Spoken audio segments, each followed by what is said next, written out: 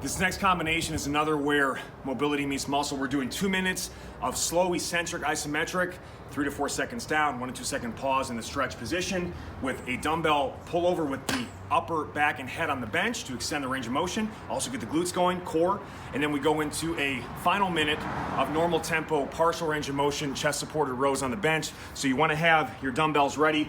I used a 50-pound dumbbell for the pullovers and a pair of 25s for the rows. So again, in general, go lighter than you would normally. These are longer sets, more time and attention, more focus.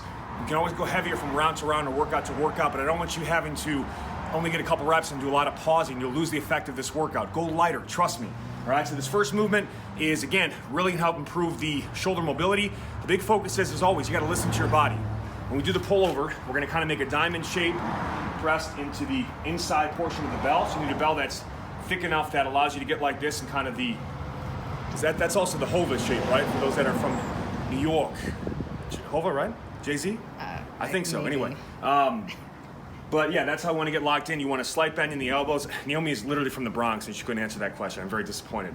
So you want to get locked in here, slight bend, and don't force the range of motion. Part of why we're going slow and light is even if you find yourself in a precarious position, you can quickly stop the movement, terminate the movement at that point and not force it. If we go really fast and out of control, like you see a lot of people do pullovers, you can really hurt your shoulders. So again, not really as many bad exercises badly executed. So we get locked in. I'm gonna get positioned here. I want the head supported because we're going 2 minutes here. So I don't want the neck to be an issue. I'm gonna give you a full glute bridge, squeeze my glutes, crunch my abs, maintain that position. And then here we go. 1, 2, 3, 4, hold for 1, 2, bring it back. 1, 2, 3, 4, hold for 1, 2, bring it back. So even though my elbows are bent, I'm not changing the elbow position at all during the set.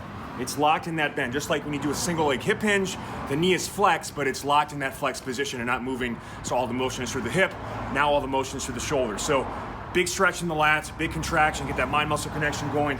2 minutes of that, and then as quickly as you can. Again, it's not gonna be a perfect minute, but try to at least get 40 to 50 seconds, you know, as small of a transition as possible to this, and having the dumbbells ready is helpful too.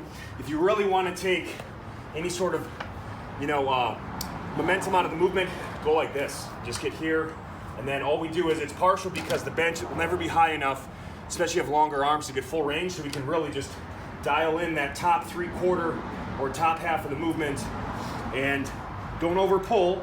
We want about a 90-degree bend in the arms. Chest is up, glutes are tight.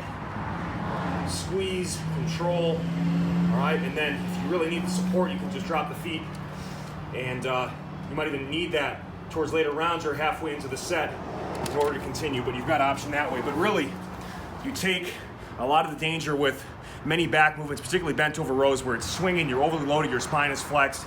We're really taking the spine out of the equation and emphasizing and focusing upper, mid, back, posterior shoulder, lats. This 3-minute back stack will smoke that ass.